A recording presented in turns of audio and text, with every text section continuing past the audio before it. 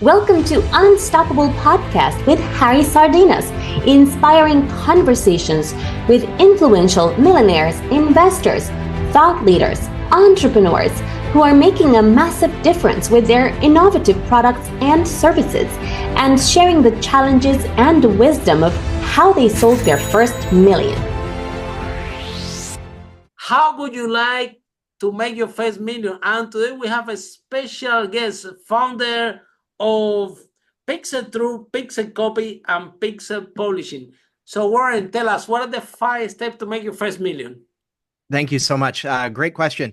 So I've watched some of your episodes, and a lot of people Thank you. That have been on your show have said that the first step you should do is identifying your ideal client, who you want to serve, that sort of thing. And while I totally validate that, I would say the first step is actually being naturally curious. It's about creating the desire to learn about people, to learn about situations. That natural curiosity just leads into so many other things, and it gets your ego out of the way so that you can really start to understand how you can serve people. Beautiful. And so that would be the next step for me after being naturally curious. Would be creating an attitude of servitude. That you have to want to serve people. You want to serve your customer. You're looking to solve problems. And until you have gotten past your ego and you are moving towards wanting to solve a problem for somebody else rather than just for yourself, you're not ready to make your first million. 100%. People only get paid and they only make large amounts of money when they commit to that attitude of service, and they're focused on solving the problems of other people that they want to have in their lives. So those would be the first 2. Do you want me to keep going, or do you want me to? Absolutely. It's getting better. Okay. The next piece would be starting with your why. So uncovering why you are doing this. Simon Sinek has done a great job of really expounding on the idea of starting with why and figuring out what drives you, so that those individuals that you're serving, can recognize your altruism and understand why it is that you're taking action. We naturally trust individuals that we understand why they're making the decisions that they are. The next piece after that would be where you start to understand your ideal client profile. That's where you start to dig in to what their problems and pain are. And you need to have empathy for that. You really need to have an understanding of why it is affecting them, so that on a core level rather than just a surface level, so you can get to those really deep issues of problem and pain. And then the 5th piece is designing a solution for that problem and pain. You then build the solution that you're going to provide to them, that is marketable, that fits within the price range that they can afford, all of those sorts of things. And I can keep going and going and going with the next steps if you want, but I'll leave it there because that was a great question. And then thank you so much, Warren. And let's dig deep in your first point, which is, I actually love it. And you share it very humble, but it's actually the truth, right? There are a lot of entrepreneurs or startup founders out there that they are stuck, they are not moving, they cannot find funding, they cannot sell the product, right? And they're working hard, putting a lot of money and a lot of resources, but it's in the end that ego that you talk about, that is actually stopping them. This, especially in the tech companies, is just the mindset that the entrepreneur, and it has to do a lot with ego. I have it. Yeah. When I started my business. We all do. At the beginning, you started, I'm going to start my own company. I am the boss here, and everybody had to do what I say, and this is my idea, and I run this business. But honestly, exactly how you share, you don't go far like that. No. Ego tends to be a distraction more than a creator of wealth or a creator of sales. There's an aspect of society that is attracted to that ego. I spent a long time working in finance, and the amount of advisors or people that wanted to create this persona, this profile of success, and have that draw in attention and sales. It does work, but it's for a very small percentage of the population, and those clients tend to be easy come, easy go. Yeah. Whereas when you are able to remove your ego from the process and understand why you want to serve somebody, you're going to create a much deeper connection with those individuals. And that connection is going to be what causes them to not just purchase from you once, but continuously purchase from you And and buy everything you put out. And I agree with you. Maybe what happens is that those founders first, they have in a corporate job. And yes, I agree with you. When you are in a corporate job, it's all about your ego. You're the best, you're the king of the world, you're the performer, and you create that persona. And yes, maybe in corporate it's amazing that you get paid more, they raise your salary, you scale, right? But when it comes to entrepreneurs, it's exactly like you said. This mindset, it doesn't work. Yeah. You had to switch to the mindset, exactly what you're talking about, of Yeah. serve, being at service, listen to your clients. It's not the product that you have in your head, it's the product that they want. Yes. And until you don't surrender to that ego, to that it's gonna be practically impossible that people reach the first million. Yeah. And it becomes worse, Warren, because I see people, entrepreneurs there. We from here, from on Unstoppable, from our podcast, we want all the entrepreneurs to be happy. Mm-hmm. We think that they take all the risks and they deserve beautiful life, happy life. And because at the end of the day, they are amazing people, that the people that move the society. Yeah. But we see entrepreneurs that weren't suffering, working Monday to Sunday, 12 hours a day. It could be in a restaurant, could be in a small business. Mm-hmm. And they're tired, the things are not working, they are stuck, they don't have time to speak with their family, with the Yeah. children.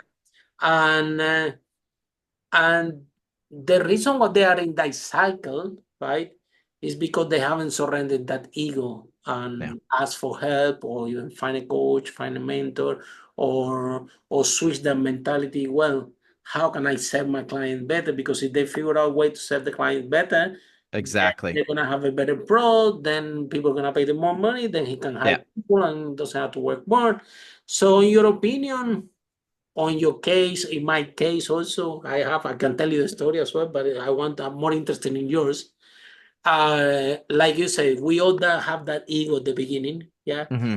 So when was the point that you decided that you have to surrender and allow all that go, and to be a person that it's not easy, that you have to Yeah. be at service of everybody, at service of your employees, at service of your clients, at service of everybody. And if people are not, if you're not happy doing that, you cannot be in business. Better Yeah. find a job again. So Yeah. when do you surrender and realize that this is the person that you wanna be or have to be if you want to be in business? I would love to tell you that there was like a precipitating moment that was just pushed me over the edge with regards to Wow. it, but it wasn't. It was a gradual change Mm-hmm. based on foundational pieces. I was always taught to be curious by my father, and my mom, to question everything. I was very much raised in that way, to look at both sides, to Mm-hmm. understand that there's a different Wow, very perspective for good. every individual, those sorts of things. But it was probably, I would say that the moment that really clicked for me was last year. I was working with a coach, with a business coach, and Wow. he stopped me and he said, "What is your core value that you want to run your business off of? What do you want to stand for?" And I was thinking about it. I was thinking back through my career about the moments that I have enjoyed most while working. And it was when I knew that I was helping somebody else. When I knew that I was driving value for somebody else in excess of the value that I was receiving. Because I knew altruistically that I was doing real good, even though I was still getting a benefit from it, whether it be psychologically or monetarily or anything like that. I knew that the benefit they were getting Huge. outweighed the benefit I was receiving. And I decided that was the foundation that I was going to build every business off of from that point forward. that I was going to ensure anybody who interacts with me receives more benefit from the interaction than I do, because I'll tell you, every single person wants to come back to you again if they know they're going to get Absolutely. And more out bring of the you friends. than, yeah. Yeah, and now customers, clients, they just keep coming back because they know that they're getting the better end of the deal. I Yeah. still benefit substantially from it, but I Yeah. know that they feel great about it because they're always getting the best end of the deal. Yeah. They never have to worry if I'm screwing them. Yeah, they exactly. We have clients like that. We have clients that they buy every product we launch, Exactly. even without even know the details of the product, because they've been buying our products for so many years now. Everything that Hmm. we launch, and again, it's what you said. We have a foundation of our business in the same philosophy. Make sure that we give them massive value. Yeah. So they already know that when we're doing something, um, they're gonna receive massive value. We structure in a way, Yeah. and but guess what? They always around for Yeah. years. For Yeah. And years, they not are only that, but they'll tell around. you when something isn't working because they know Absolutely, that your intention is to drive absolutely, value for them. And so absolutely. you build that two-way communication by always focusing on ensuring that they're getting value out of the interaction. And then one is like, when you coming from that space, is happening is that your clients turn into your fans, right? Yes. So there is a book from the founder of Metro Bank. Yeah, I attend to his book launch in London, and that's the title of his book: "Turn Your Hmm. Client into Fans." So when you are coming from that space, now your client is not your client; is your fan. Is Yeah. he knows the immense value that you provide to them. So now they want to tell everybody about, in the same way that when you see a good movie, you tell Yeah. everybody about. We That's humans, right. we are people sharing. So when we see something amazing, what Yeah. you do, you tell to all your friends, look, this movie was amazing, you should go and see it. So Hmm. the issue is that people or entrepreneurs out there, they're worried about, they are like, okay, you pay me this, I give you this. If you don't pay me a little bit more, I don't give you a little bit more. And in Yeah. that scarcity mentality is when one of the biggest fundamental of business disappear, which is the long-term value of the client, Yeah. right? If you see these broadband companies, they give you 6 months for free, yeah? Hmm. It's not because they're good people, it's because It's they because it's understand great. It's a great business they activity. understand the Yeah. long-term value of the client better than anybody else. So they know that as soon as you put the internet in your house and the thing is working, Hmm. that's it. It doesn't matter Yeah. how much you pay. You will never touch the thing. You never change the thing. You don't touch it because internet. So Yeah. uh, so it's about give us most value as possible to the client, and Yeah. to to work on that process to turn your clients into fun, because Yeah. eventually it will pay off big time, because Yeah. customer acquisition is really expensive, Yes. especially acquire strangers. Yeah. Yeah, Yeah, the rule of reciprocity usually wins out, where people will absolutely. then they want to return it. There's an inherent social contract that we exist through, and reciprocity is a big part of that. But yeah, I see a lot of the individuals that I work with, whether it be coaches or small businesses, those sorts of things, where they'll say, "Well, I don't want to give away my secret sauce. I don't want to hand that over to somebody." And my argument is, if that somebody was going to go and take what you taught them and do it themselves, they were never going to be a done with you or a done for you client in the first place. They were always going to be a DIY client, Mhm. right? Whereas if you give it away, they will come to recognize the value that you bring to the table in terms of not just the knowledge, but the implementation of that strategy. And they will keep coming back to you in order to get your knowledge, because they know that you are continually growing in your knowledge base as well. And coming from this space, if you're coming from this space to serve, yeah, I think that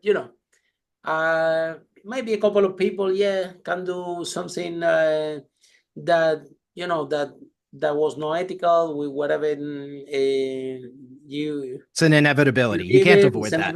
However, the rest of the people, they will do. They will give you a lot of love, a lot of appreciation, and that's the people you want to work. If I tell you a story, look, we have done events in London. Mhm. We hired set amount of speakers, yeah, and we do the event in London, and a lot of people show up to the event, yeah. Mhm. And then we have people from the public that attend to that event, that they go and they speak with all our speakers to put another event to try to do the same thing. Mhm. And then when they're launching, the event is empty and they don't even know what happened. Mhm. And we always say, well, you know, guys, this is, if you want to have an event where you didn't talk to us, we organize in the first place. And Yep. your event would be full if you partner with us. But now you decide that you want to, you want to sit there, grab everything and try to do it yourself. And Yeah. now look what happened. It's empty, and you know, and then all the speakers calling me, Harry, these people from your event create this one. I went there, I took a plane, and nobody showed up. I'm saying, what it have to do with me? I didn't Mhm. know about it. So, however, there were other people that would be amazing that we see that event. We say, wow, these people are amazing. Let me partner with them. Let's do something bigger. Oh, look, we have former sponsors. Let's bring more entrepreneurs. So you're always gonna have in the entrepreneur world these two type of persons. They're always around. They always will be around. Yep. But you know what?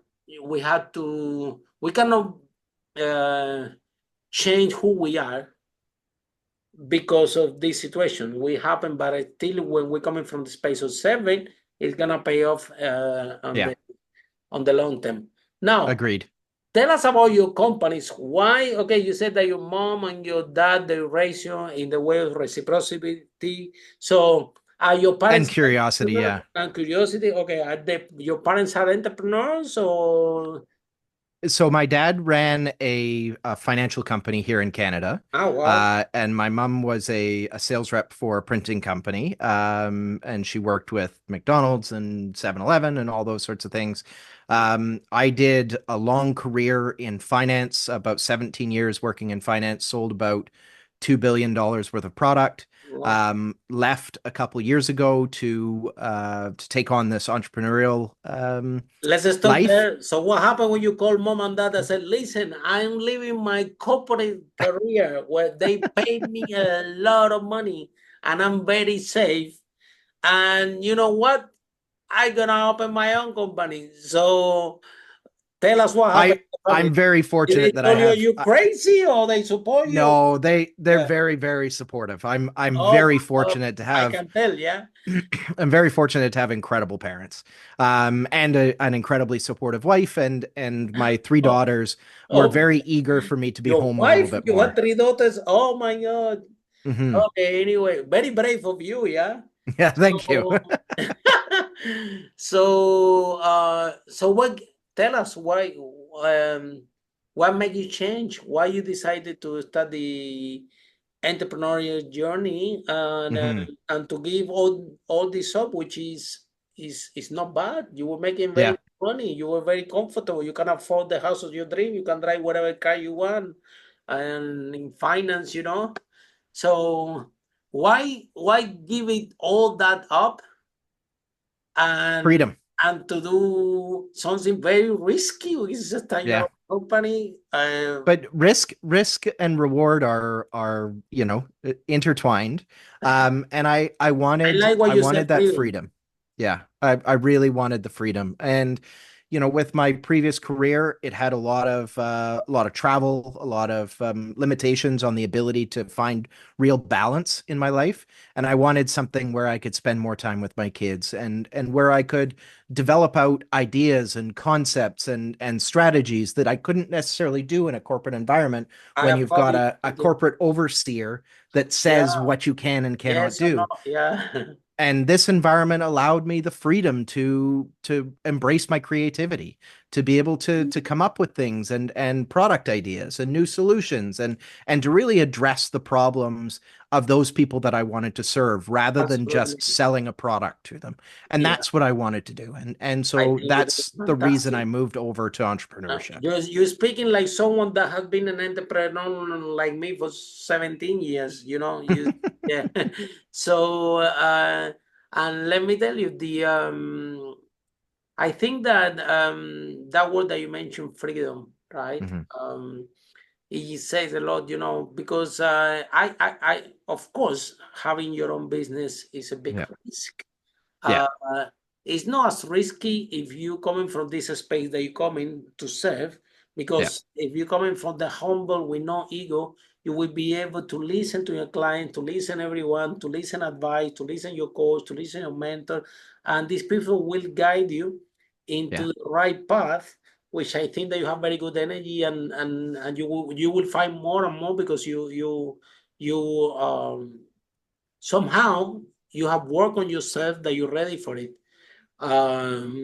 For me, for example, like and this is something that maybe we can talk about. When you start your business, nobody knows you, so then you have your first client, and this first Mhm. client doesn't pay you, and then you have the first supplier, and then he doesn't give you, and then you start to accumulate this negative baggage, and this negative Yeah. baggage accumulate and accumulate and accumulate, and now you become angry, you become frustrated, Yeah. And this, resentful. this resentful, this sometimes this emotional pain can lead to physical pain. You can see people Hmm. and that they don't have time to speak to talk with the children, to talk, and then the whole point of becoming an entrepreneur become a mess, just because the person couldn't let go all this negative baggage, Hmm. and be aligned with good energy, with good vibe again the first day in the morning, and go and say, okay, yesterday was not that good. Today is gonna be Yeah. better. So where But did again, that's tied into ego, right? All of that exactly, is tied into exactly, the ego. exactly. and That's why I and love that you started conversation. do I feel like I deserve to be treated this way?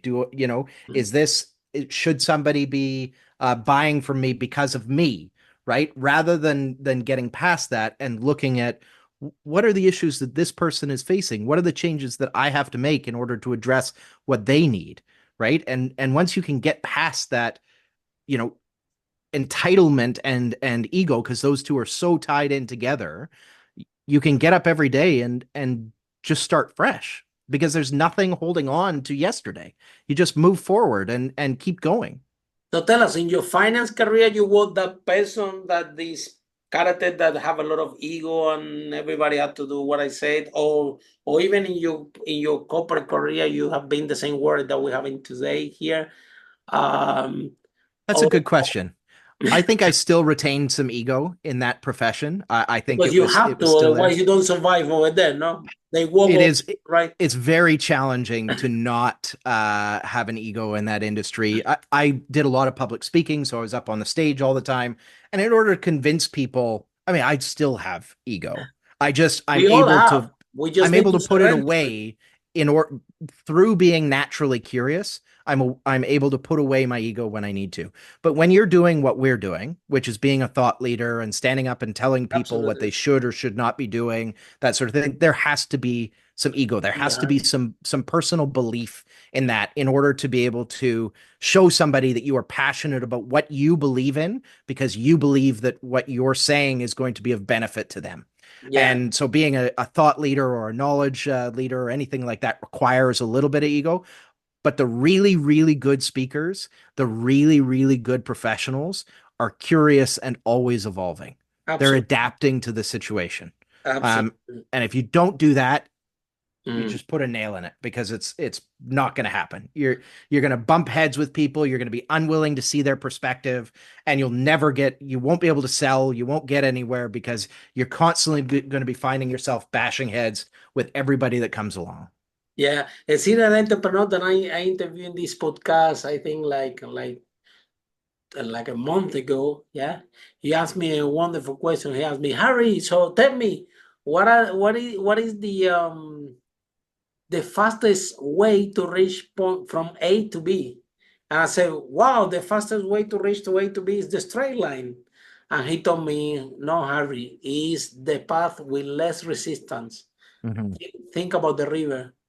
And I'm Hmm. like, wow, man, that was very profound. And I think that if you surrender that ego that we're talking about, you Yeah. will find the path with less resistance. Yeah. Otherwise, it's gonna be a lot of resistance. So tell us what was the process of you to change to become an entrepreneur from the heart, Yeah.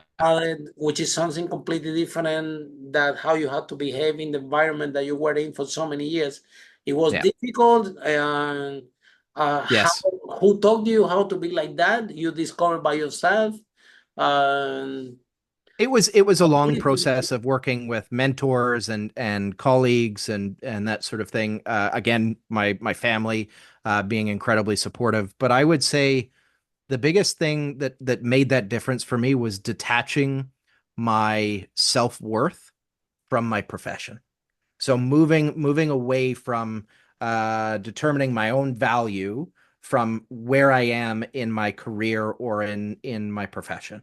As soon as I did that, it got rid of all of that and allowed me to focus on just serving people and becoming somebody that anybody around me could turn to and say, I need help with this. And I was there to help them because I'd built the team to be able to help them.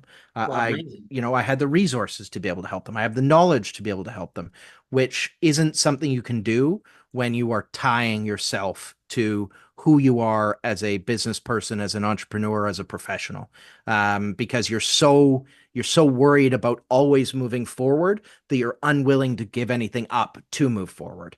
Whereas when you have an attitude of servitude and natural curiosity, giving something up doesn't feel bad at all. In fact, it feels wonderful because you know that the world is going to turn it around and reciprocity is going to drive you right back up. Absolutely, absolutely. And that's exactly like even, the first moment that now how you are surrendering that ego is now you saying with me, okay, Harry, you know what?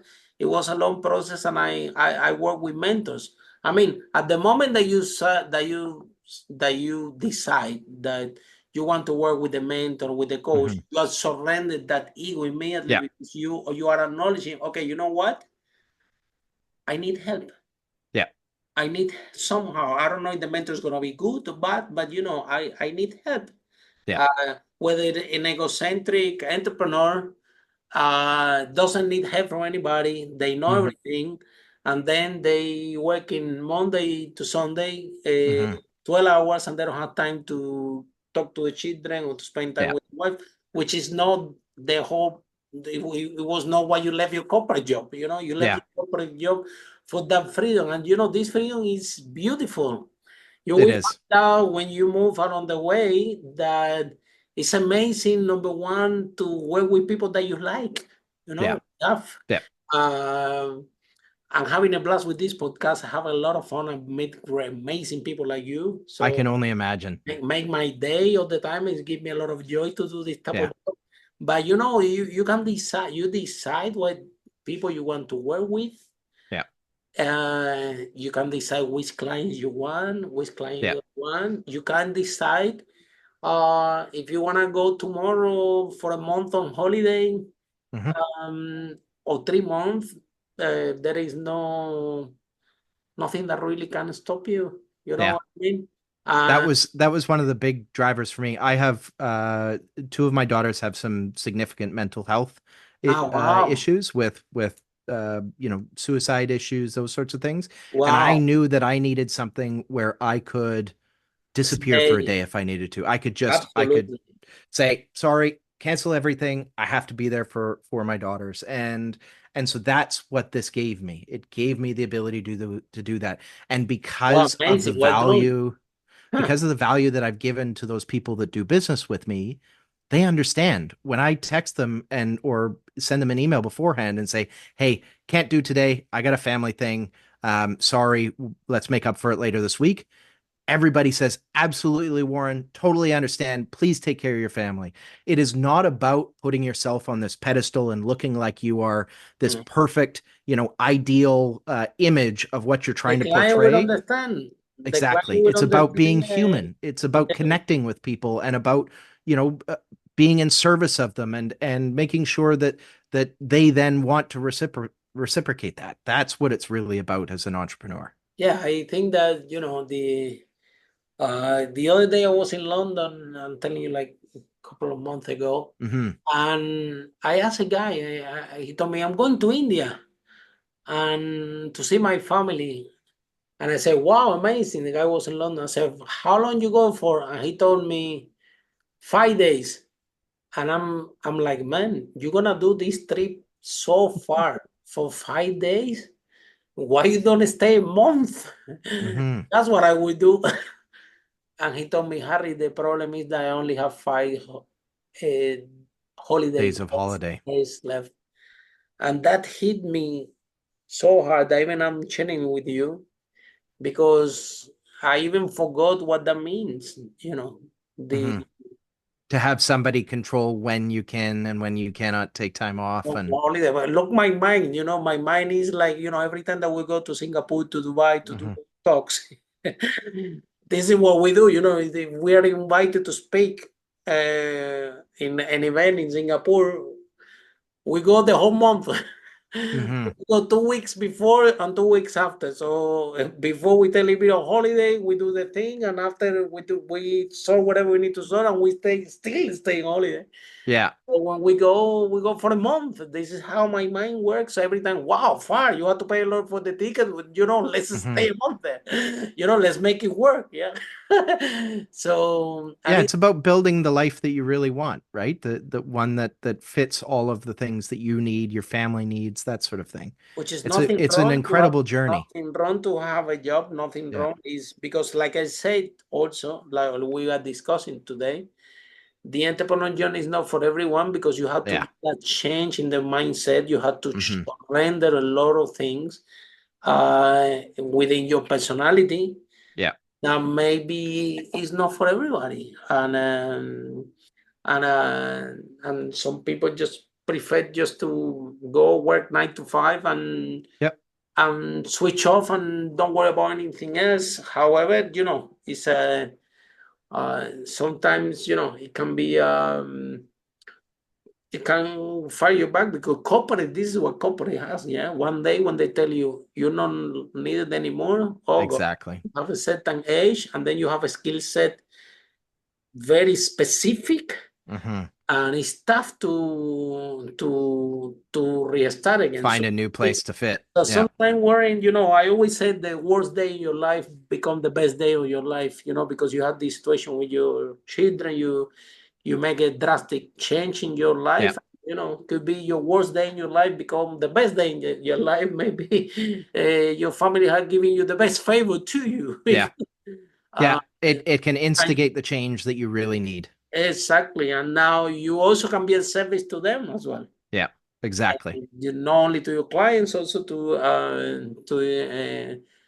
your children, which is something beautiful. So we encourage you to apply. We applaud you and we support you to in your entrepreneurial journey. So tell us about your companies. Sure. So we have Pixel True, which is our design agency, Pixel Copy, which is a copywriting agency, and Pixel Wow. Publishing, which is a self-publishing agency.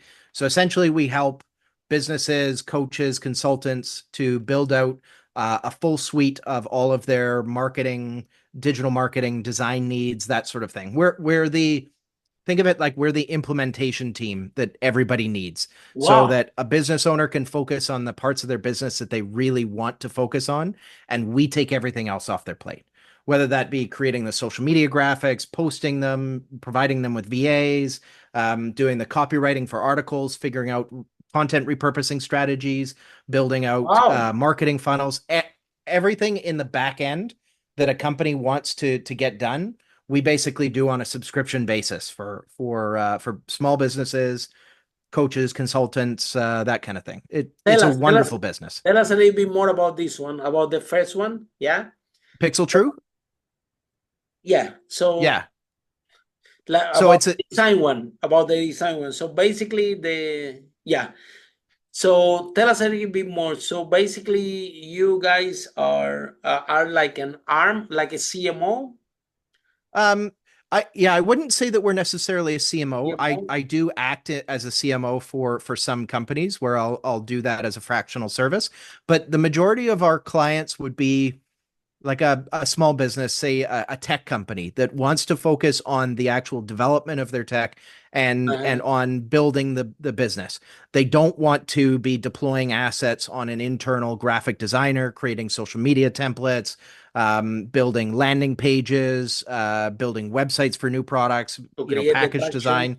They come to us and they say, "Hey, look, we want to spend $2,500 a month maximum on all of our design needs. We just want to give you the project briefs. We just want to tell you what we want. You do all the work." And so they sign up for a subscription with us, and essentially they get a dedicated project manager that will break down all of the tasks, deploy it to our team. We've got about 70 designers between UI designers, UX, graphic designers, Wow. animators, illustrators, all of that.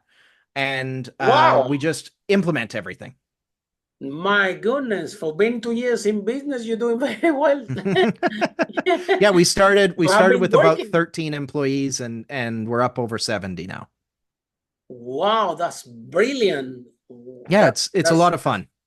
yeah. Well, you're not bored for sure, yeah.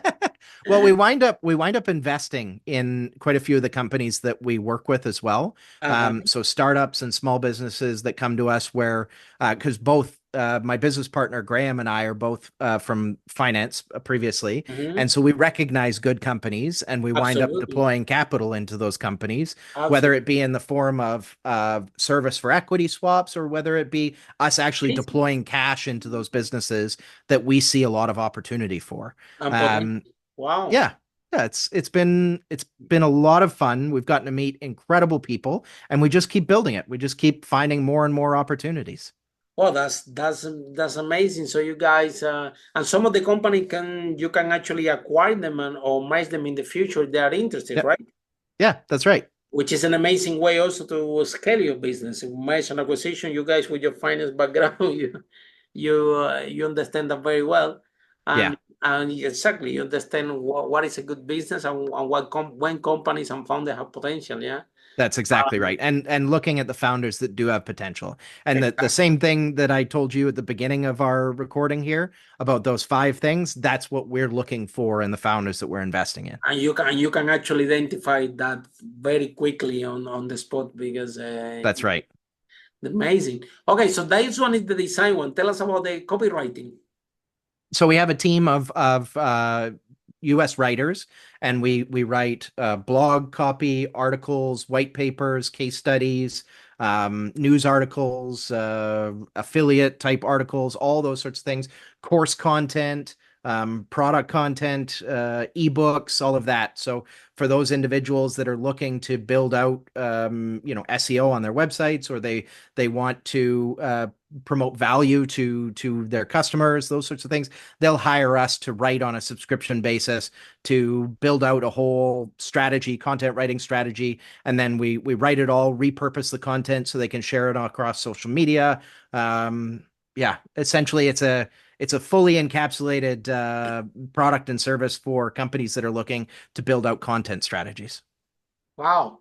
So the next question is how how what have been your biggest challenge building this, I can call it empire because it's 2 years and you have 70 employees. My goodness, when we talk in the next 2 years, let's see what happens. So what has been your biggest challenge and how you become that challenge? Ooh, biggest, you know what? The biggest challenge was probably building the right team. Oh yeah, tell me about It's very difficult as an entrepreneur to build and manage the right team. We're very fortunate that we hired some staff that have been absolutely instrumental in helping to build that team. Liz, our director of operations, is the most magnificent human being you've ever met. it. She is She maintains a relationship with all the designers. She's the one that they look to anytime they've got problems, whether it be personal or professional. She has just been fantastic in building all those relationships. And it took us a while to figure out what we needed to look for and what we needed to teach Liz to look for. And we wound up looking for people that have an owner's mindset. You know, they're focused on taking ownership over the activity that they're doing, and they have a sense of personal responsibility towards making it the best version that they can. They're not coming in just to get a paycheck every day. You know, they want to help those people that we are serving advance in their business. You know, so we work with a lot of entrepreneurs, a lot of small business owners, and if our whole team doesn't take that attitude of service and of helping the people that we're dealing with, it all falls short. And so we've really had to look for a team that is very focused on that, that's focused on driving everybody that we do business with forward. We look at ourselves as a partner inside of their organization rather than as a contractor that they're just handing business over to. And so we give them a lot of ideas. We wind up doing a lot where we're saying, hey, did you notice that you could do this? You know, kind of ideating for them instead of just waiting for them to give us projects. So it's less response oriented and more of a partnership relationship between us and the businesses we deal with.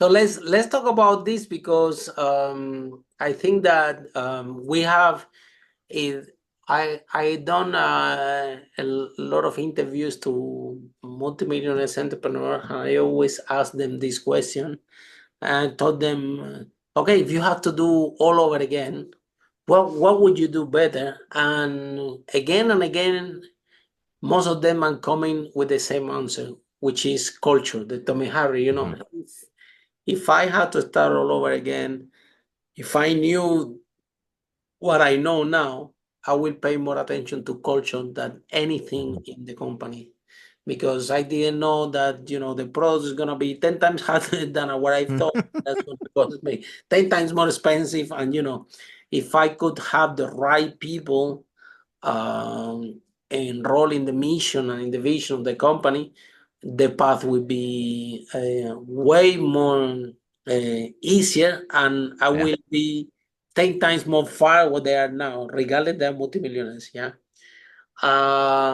So how you decide to put that attention to culture, to hire the right people with this right mindset? For example, in our organization, I can tell you openly that in our team, you never hear, "This is not my job." This doesn't exist in our team.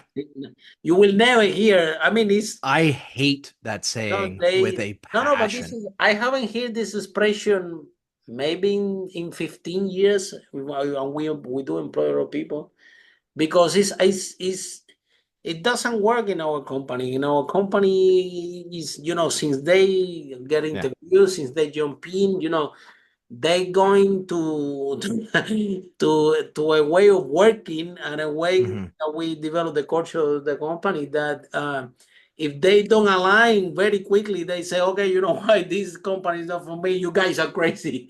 But those ones that stay, you know, we say, when I say I want, guys, I need this, you know, they tell me, Harry, let me have a look. I'm coming back to you in a week. Could be anything, could be an app, could be any idea that I have, that who knows what I was thinking. From our team, honestly, I have to say that, you know, they would tell me, Harry, give me 1 week. I'm coming back to you. Let me do some research. Stay quiet. Give me a week. That's what my team tell. And most of the time, they come with amazing things, even better than that I was hoping. They said for AI, for whatever solution and things like that, right? So they have that proactive mentality, and I think that I think this is the way that I am also, right? I think that as a leader of the company, it's like Warren. If your employees listen to you saying, no, this is not my job, this is your job. What if they listen to you saying that? What do you think they're gonna do? They're gonna do exactly the same thing, right? So they are a mirror of you. So and then you see the organization, what everything is tight and they're not growing, and you have this behavior in the culture, is because the leaders on charge of the organization, they don't lead by example in the first place. So Yeah. the people, like, for example, you have a wonderful operational manager, you said, but you hire that person align the values with you, and she understands very good, and she has your same set of values. So Yeah. now she goes out there and look for the same people with the same value that she has, that you know what I mean? Yeah. And it takes time. Is I think bringing the right people to organization. I think that's key with regards to culture. I would take it a step further, and you need to have a culture where you recognize where your limitations are.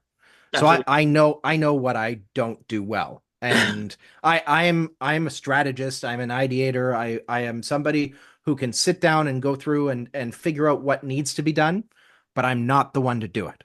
That's not my follow through on those sorts of things is pretty weak. So I have project managers and assistants that then take all those notes, and they're the ones that make it all happen. And it works great when we do that. But if I wasn't able to get out of my own way and recognize what I cannot do and what absolutely. I'm not good at, our team would flounder. It would be impossible because I would be stepping all over my team's toes by getting Micromanaging. involved in things that they need to be doing, not me. And so by letting it go to the areas where I know that I've hired people that are better at those areas than I am, I'm able to build a team that takes ownership of those areas because they don't have to worry about me stepping on that ownership. If I tell you a story, when our first business that we did, the property business, we managed to sell over 5 million. I started to, before I was like that with that ego, and I have to do everything with myself. And honestly, I was exhausted. Yeah. I was working 12 hours a day, and I was tired. And I was tired for 2 years. That waking up with the laptop in my laps, and I'm so tired and everything. Yeah, I was making money, but I was tired, angry, Mm-hmm. Frustrated. I remember I should go. I used to go out, because I didn't have time. When I go Mm-hmm. out, I was like having a lot of fun, inviting people to beer, and the people say, "Why Mm-hmm. you inviting me this?" Just I have money. I just want, I'm just tired. I want to have fun, but when I surrendered that ego and I started to employ people, something amazing happened. It turns out that all of them, they were better than me at everything. And I have the biggest breakthrough in my life, I'm like, what? The sales people, when I hire them, they set those rooms faster than me, more expensive than me. The people with the operations as well, they were amazing. I'm like, Mm-hmm.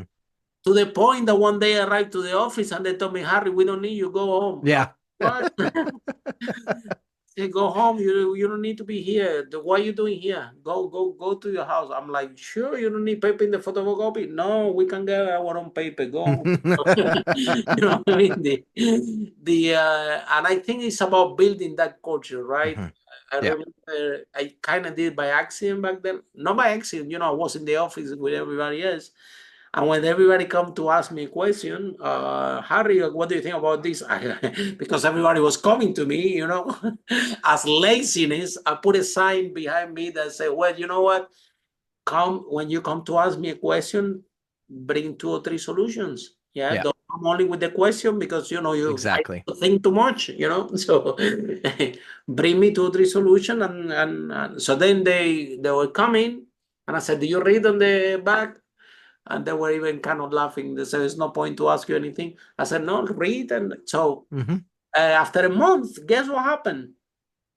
They start to come with the question and with the Yeah. solution. They will come with the solution and say, okay, which one do you pick? Do you want to pick? Why do you want me to pick the solution? Mm-hmm. You pick whatever you want. If it works, it works. If it doesn't, we need to try. It's not like we have the same chance that you pick or that I pick. It's not because if it works, it works. If it doesn't, we have to try something else. That's how it's gonna be. It doesn't make any difference if it does you or me. So they start to bring the solution. They start to choose the solution themselves. Um, And because I built that culture inside the company. Yeah, it's a culture of curiosity, Yeah, by right? They're curious accident, about what one the day I answers arrive could to the be. office and they tell me, what are you doing here?